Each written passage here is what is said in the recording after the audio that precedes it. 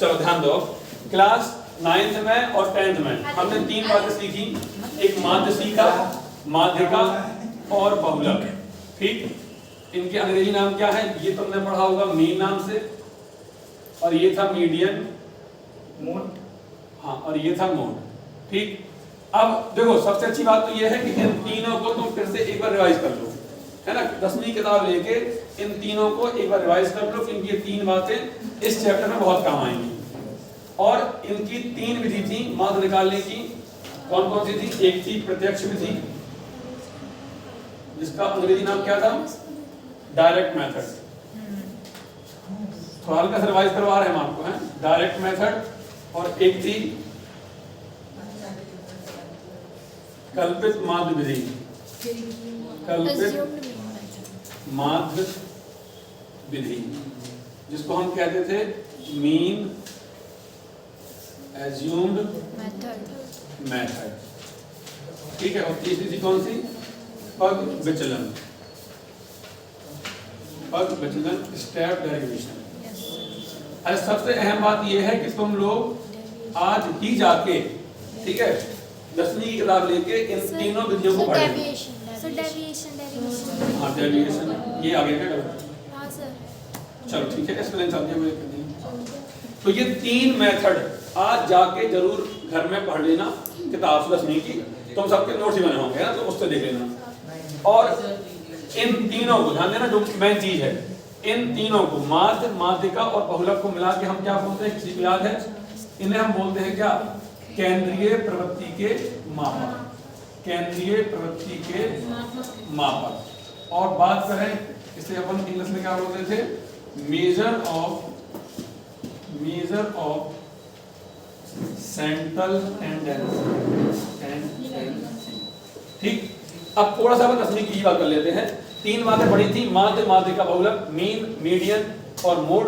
इन तीनों को हम कहते थे केंद्रीय प्रवृत्ति के मापक। ये हमारा पुराना नॉलेज है। ठीक है, क्योंकि माध्य क्या है हम हल्का सा तुम्हें रिवाइज करा दें। माध्य था क्या?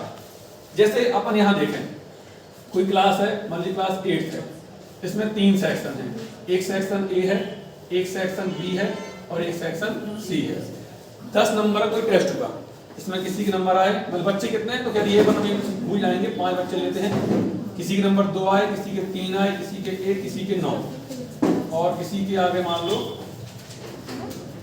5 नंबर। यहाँ किसी के आगे 1, किसी के 1, 3, 5 और 6। यहाँ किसी के नंबर आ गए 2, 4, 6, 8 और 0। ठीक, ये बच्चों के नंबर हैं। सेक्शन ए में नंबर कैसे आए? किसी के 2 नंबर आए, किसी के 3 नंबर आए, किसी के 1 नंबर आए, किसी के 9, किसी के 5। सेक्शन बी की बात करें तो उन 5 बच्चों में से किसी के 1 नंबर आया, किसी का 1 नंबर आया, किसी का 3 आया, किसी का 5, किसी का 6।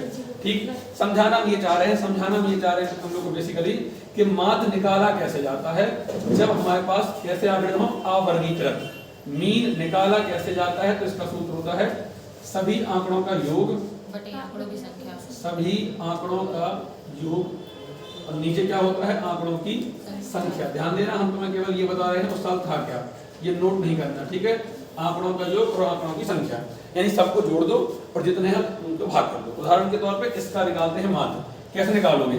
सबको जोड़ दो, 2 और 3 5, 5 और 1 6, 6 5 11 9 20 बटे कितना? 5, 5 को 20। तो ये आ गया माध्य, कितना आ गया? 4 आ गया। ऐसे कितना है? 6 5 11, 11 और 2 13 3 16 और 16 बटे 5 कितना होता है? 5 3 15 और 5 3 10, 3.2 के समथिंग ये हो गया। इनका निकाल लेते हैं। 8 6 14 4 18 और 2 20। तो यहाँ 2 4 आ रहा नहीं, एक काम कर लो, यहाँ 3 कर दो तो कितना हो गया? 6 4 10 12 3, 5 को 20 और 5 6 30, 4.6। ठीक, अब हम ध्यान से देखें तो हमने तुमसे पूछा कि कौन सा सेक्शन अच्छा है, सेक्शन ए अच्छा है, सेक्शन बी अच्छा है या सेक्शन सी अच्छा है। तो 1 मिनट के लिए माध्य भूल जाते हैं और हम ऐसे ही नंबर को देखें तो हमने क्या देखा कि यार सेक्शन ए में किसी के 2 नंबर आ रहे हैं, किसी के 3 भी आ रहे हैं और कोई बच्चा 1 नंबर लेके भी आ रहा। ठीक है, हमने आगे देखा तो यहाँ 1 नंबर आया, 2 लोग हैं और यहाँ पे अच्छे बच्चे देख रहे हैं ना, 8 नंबर भी आ गए, 6 नंबर भी आ गए। तो हम गौर से ऑब्जर्व करें तो केवल नंबर देखकर हम ये डिसाइड कर नहीं पाएंगे कि कौन सी क्लास अच्छी है। केवल नंबर देख के हम ये डिसाइड कर नहीं पाएंगे कि कौन सी क्लास अच्छी है। इसलिए इस बात को डिसाइड करने के लिए एक नया कॉन्सेप्ट आता है, क्या? माध्य, यानी कि मीन। जैसे हमने निकाल दिया क्लास ए का मीन, बी का है 3.2 और सी का कितना है 4.6 है। तो हम गौर से देखें तो हमने ना एक नंबर ऐसा प्राप्त कर लिया है जो ऑल ओवर परफॉर्मेंस को शो कर रहा है, माने कि ए कितना है, ए 4 के आसपास है, बी किसके आसपास है 3.2 के आसपास है, और सी सेक्शन किसके आसपास है 4.6 के आसपास है। आखिर ये क्या आता है? ये आता है एवरेज। क्या आता है ये एवरेज है। क्लास है कैसी? तो यहां डिसाइड कर पाना मुश्किल था कि नहीं था? पर अब यहां डिसाइड कर पाना मुश्किल है क्या? नहीं। यहां तुम आसानी से ऑब्जर्व कर लोगे कि कौन सी क्लास होशियार है और कौन सी क्लास थोड़ी सी वीक है। अपन गाड़ी चलाते हैं तो गाड़ियों में भी होता है ना एवरेज 80 लीटर पर किलोमीटर, है ना, कोई 65 लीटर पर किलोमीटर। ये क्या है? ऐसा नहीं है कि तुम जब भी 1 लीटर तेल डालोगे तो गाड़ी 65 चलेगी, ऐसा है क्या? ऐसा नहीं है, लेकिन ना एक एवरेज आता है।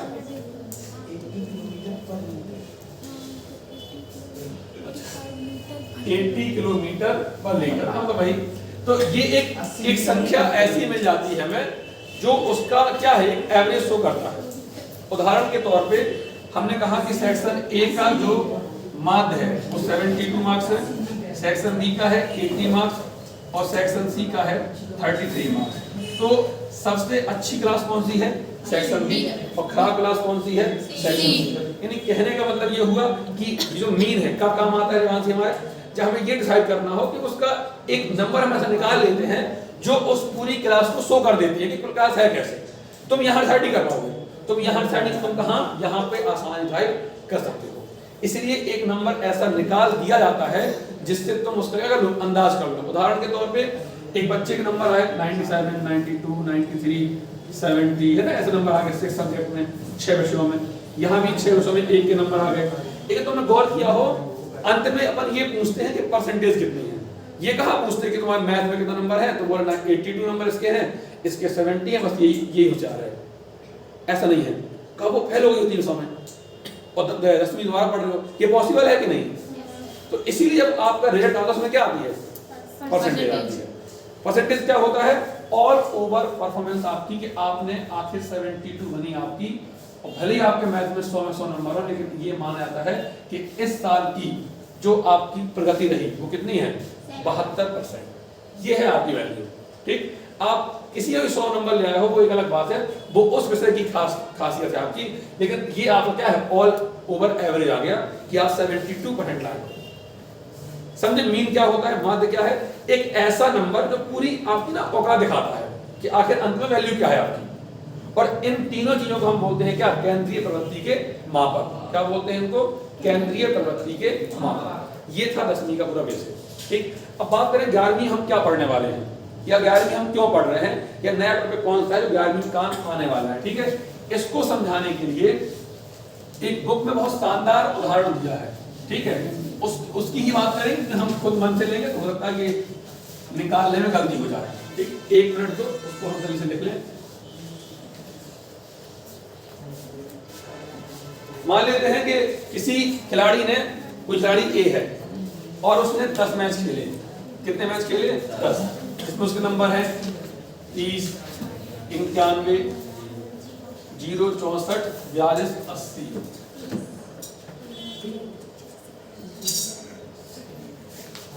30, 5, 117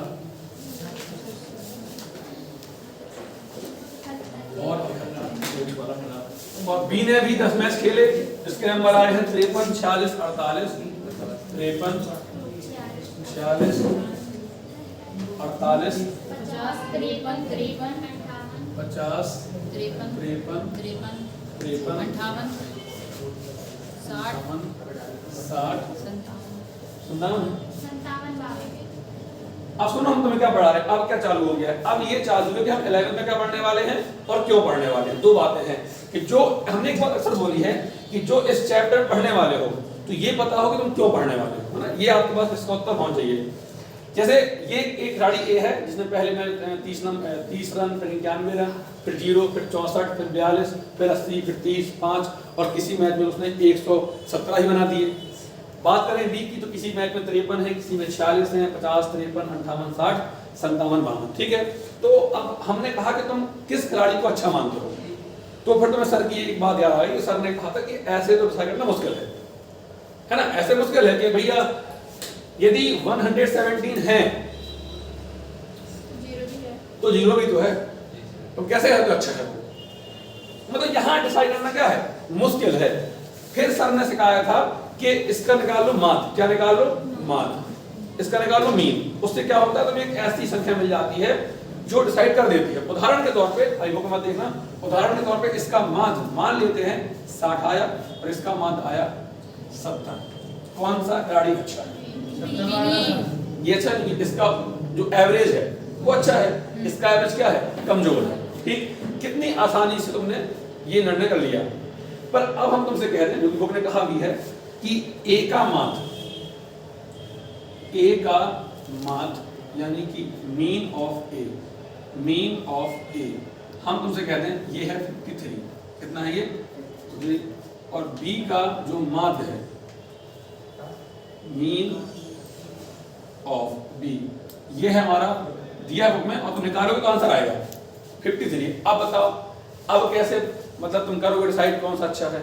अभी सर ने सिखा दिया था कि मीन निकाल लो, किसी का मीन मान लीजिए 48 है, किसी का 32 है, हाँ पता ये अच्छा है, भले इसके ऑल एवरेज नंबर कहीं कहीं कम आएगा, पर हमने जब निकाला एवरेज तो इसका 48 है, ये 32 है, अच्छा कौन था 48 वाला। पर समस्या ये है ना कि आप बताओ अब क्या करें, 10वीं में जो तुम पढ़ के आए थे यहाँ काम नहीं आ रहा, अब क्या करें, इसलिए 11वीं में पढ़ रहे हैं ना।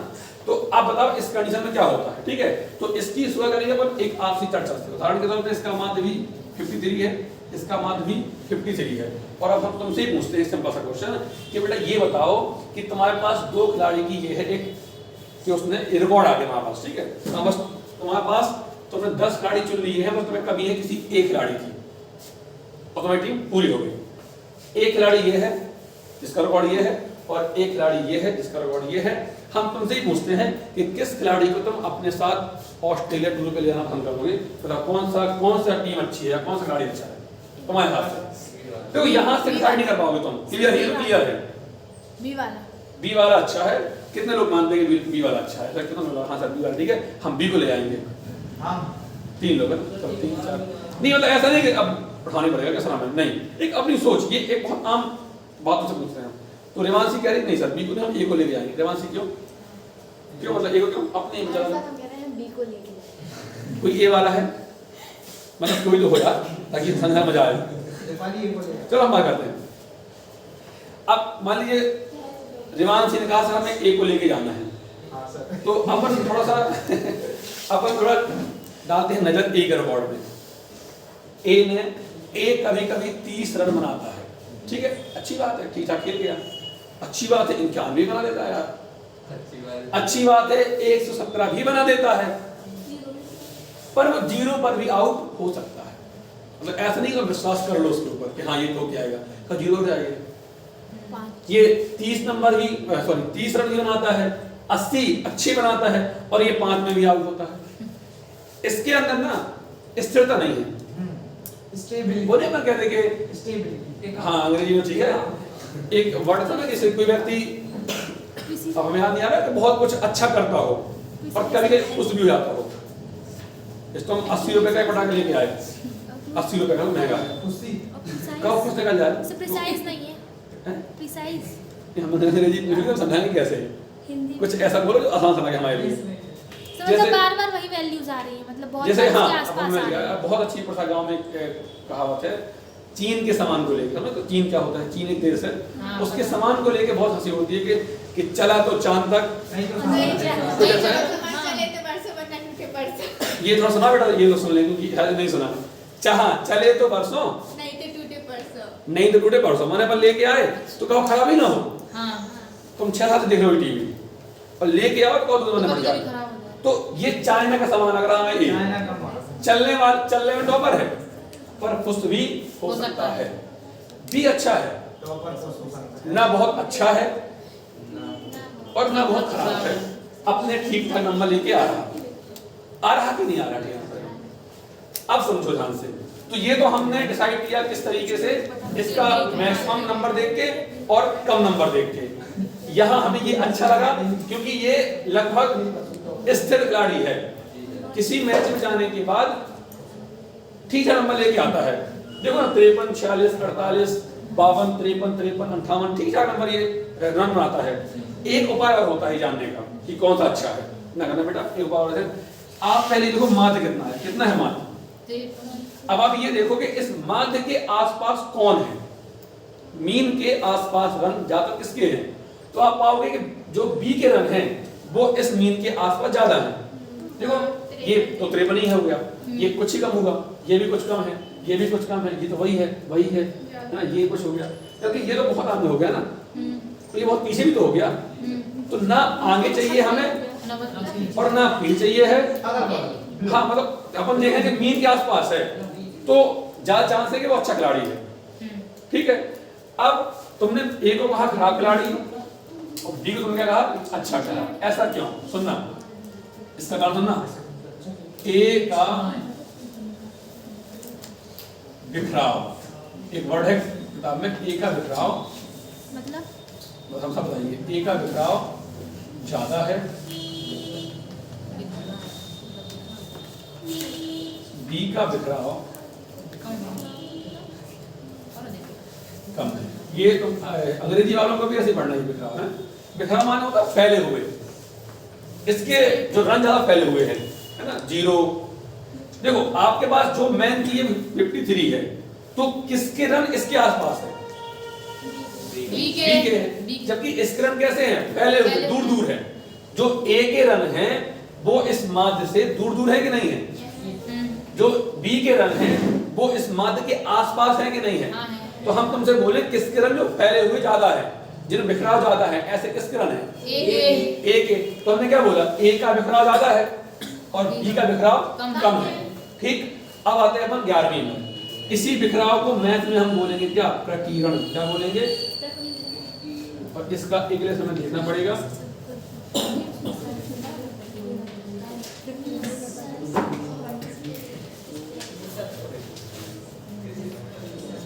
मेजर ऑफ डिस्पर्सन ना, प्रकीर्ण, डिस्पर्सन, DISPERSION।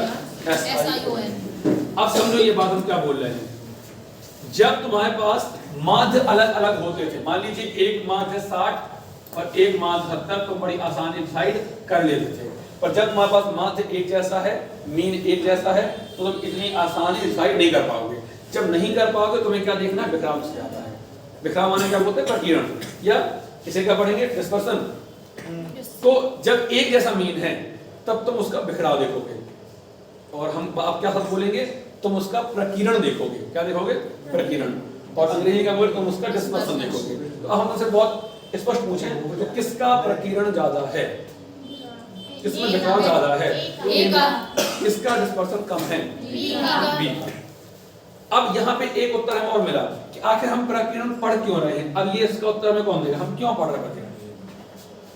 एक बार हम बोल खराब बोल रहे हैं। इसका उत्तर ये है कि अच्छा कौन है, बुरा कौन है, डायरेक्टली माध्य से डिसाइड नहीं हो रहा था, हमें बिखराव देखना पड़ा, यानी हम प्रकीर्ण देखना पड़ा। अब ये प्रकीर्ण क्या है? यहीं से जन्म किसका होगा? प्रकीर्ण। अब हम क्या पढ़ेंगे? प्रकीर्ण। क्यों आया ये? कि जिनके उत्तर आप माध्य से दे नहीं पाओगे तो उनके उत्तर के लिए कहां जाओगे? क्या होता है प्रकीर्ण? फैलाव होता है उसका। अब हर बार तुम ऐसे देखोगे नहीं, हर बार थोड़ी देखोगे किस पूरे आंकड़े को लिख लो आप और फिर आप देखो, ये तो करोगे नहीं आप उसको निकालोगे विधियों से। तो इनकी क्या सूत्र हम पढ़ेंगे, ठीक है। इसे हम बोलते हैं प्रकीर्ण। जो बिखराव है, एक सुन लो, ये बिखराव है, इस बिखराव को हम कहते हैं क्या? प्रकीर्ण। और इसमें हम पढ़ेंगे जैसे हमने सुनना 9th में और 10th में क्या हो रहा पीछे, समझो ना। 9th और 10th में हमने पढ़ा था क्या? केंद्रीय प्रवृत्ति के माप, मेजर और सेंट्रल टेंडेंसी। अभी हम 11th में क्या सीखेंगे? सुनना, क्या सीखे 11th में? प्रकीर्ण की माप, प्रकीर्ण की माप, यानी कि मेजर ऑफ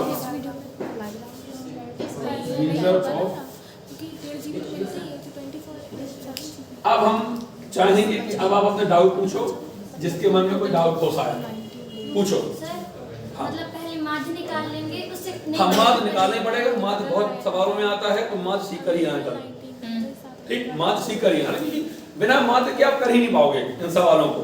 तो हमने वो तो स्टार्टिंग में बोल दिया है कि अच्छी बात है, माद पढ़ के आओ, माद का हो तो बहुत अच्छी बात है, ये तो कहीं दिक्कत नहीं आएगी, है कि नहीं। चलो और बताओ, देखो अभी जो पढ़ाया सवालों में कोई डायरेक्ट रूल नहीं है, इसका कोई यूज नहीं है।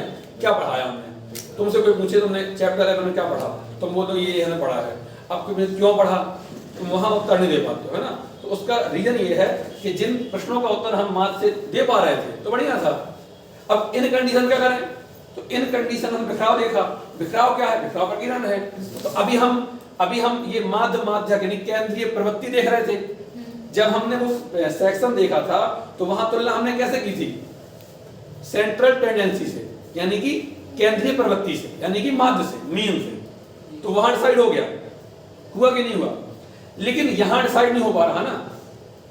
तो अब वहां हम उनको निकालते थे, माद निकालते थे, माध्य बहुलक, तो उसे बोलते थे केंद्रीय प्रवृत्ति की मापक। आज हम ये बिखराव देखने वाले हैं। जब तुमसे ने पूछा कौन सा गाड़ी अच्छा है, तो तुम अल्टीमेटली इसको बोले, तुमने समझ लिया कि इसका कोई ठिकाना है नहीं है, कहो उतारे अपन जोश में और जीरो में आपको चला है। तो ये हमारे लिए काम का नहीं था। तो क्योंकि इसके रनों में ना फैलाव ज्यादा है, उस फैलाव को हम बोलते हैं प्रकीर्णन। अब हम उसको करेंगे, मापेंगे, उसको मापेंगे आखिर किसका ज्यादा है किसका कम है, ठीक। तो उसे बोलते हैं क्या, प्रकीर्णन की माप, जो कि हम पढ़ेंगे क्लास 11 में, ठीक। अब हम ये देखेंगे किस किरण फैले हुए हैं, फैले हुए को हम बोलते हैं बिखराव, अंग्रेजी में बोलते हैं डिस्पर्सन। और अब हम इसको ही मेजर करना सीखेंगे, ठीक। आपने माप पहले बेसिक पढ़ा हुआ 9th में, और फिर सर ने आपको निकाल सिखाया होगा, तो ये उसका बेसिक था, आप निकालना सीखेंगे, ठीक है। बताओ कोई प्रश्न आपके मन में हो तो, नहीं है, अच्छा। तो हम तुम्हें से पूछ लेते हैं, अब बताओ हमें आशिका, कि जो हम पढ़ रहे हैं, हम क्या पढ़ रहे हैं, क्यों पढ़ रहे हैं। क्योंकि सर अगर माध्य दिया, अगर मतलब सेम दिया तो उसको हम माध्य नहीं निकाल पाते, इसलिए उसका बिखराव देखना पड़ता है, उसको बिखराव को प्रकीर्णन। ठीक है, वो तुम समझ ना, बोली भाई बताओ, चलेगा, कोई दिक्कत नहीं, ठीक है। अब बताओ बेसिक समझ में आया कि नहीं आया, सबसे अहम तो बेसिक था इसका। अंकिता, तुम्हें देख के ऐसा लगा जैसे कोई दिक्कत हो रही हो इस टॉपिक में, तुम्हें दिक्कत हो रही हो, इससे लगा हमें बीच में कोई दिक्कत नहीं है, ठीक है। अब देखो, अब यहां से तुम शायद लिखो प्रकीर्णन क्या है, वो अपने हिसाब से लिख लेना, ठीक है। बिखराव, डिप्रेशन वो सब कर लेना, और यहां से लिखते हैं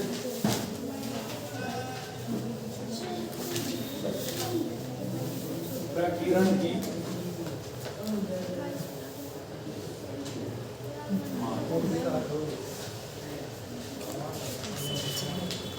मेजर हो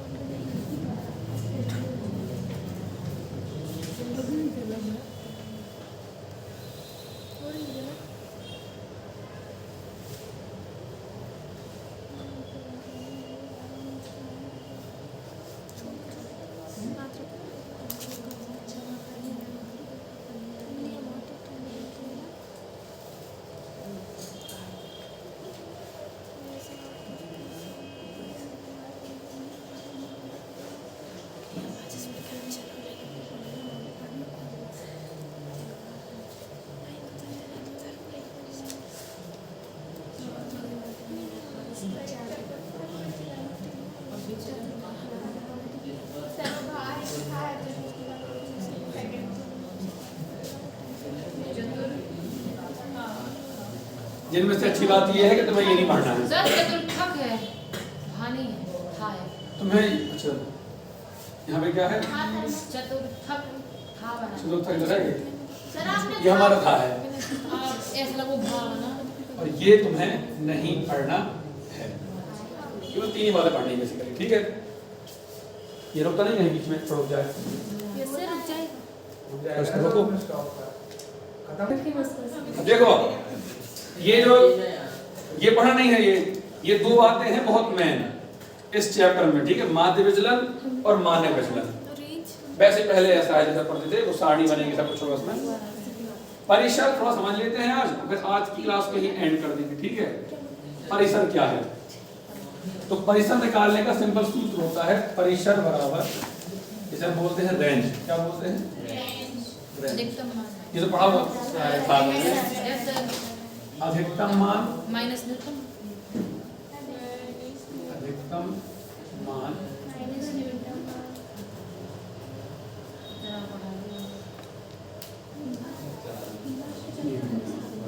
यानी कि मैक्सिमम वैल्यू,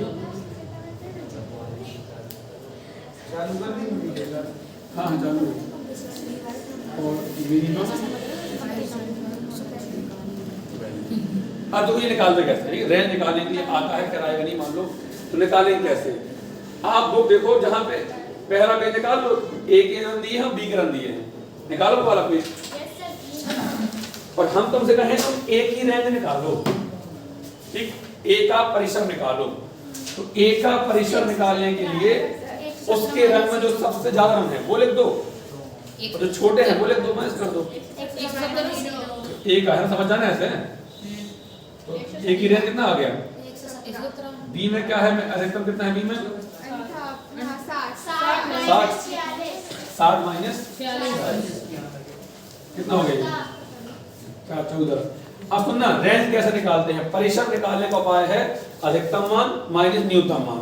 तो जैसे हमने कहा कि बल्लेबाज ए का परिसर निकालो, तो देखो पहले पेज लिखा हुआ, बल्लेबाज ए के सबसे ज्यादा रन होंगे, जो अधिकतम रन होंगे वो होंगे 117, और बल्लेबाज ए के जो सबसे कम रन होंगे वो होंगे कितने? 0। दोनों कर दो क्या? माइनस कितना आ गया? 117 हो गया ए का रेंज।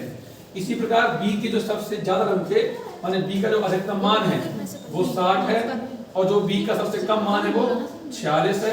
रेंज निकालने के लिए माइनस कर दे, कितना आ गया? 14 आ गया, ठीक है। तो ये बेसिकली सूत्र है, इसे कर लेना। परिसर बराबर क्या? अधिकतम मान माइनस न्यूनतम मान। चलो जैसे एक क्वेश्चन तुमसे यही पूछ ले हम, तो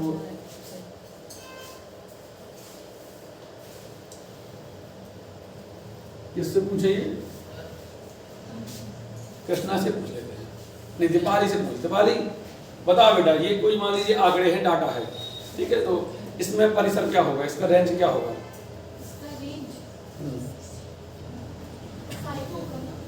5 होगा। तो तुम बताओ बेटा, तुम बताओ कृष्णा कितना होगा इसका रेंज? हाँ परिसर, अरे 7 सही बात है। 8 माइनस 1। दीपाली तुम ये देखो, जो सबसे बड़ी वैल्यू है कौन सी है?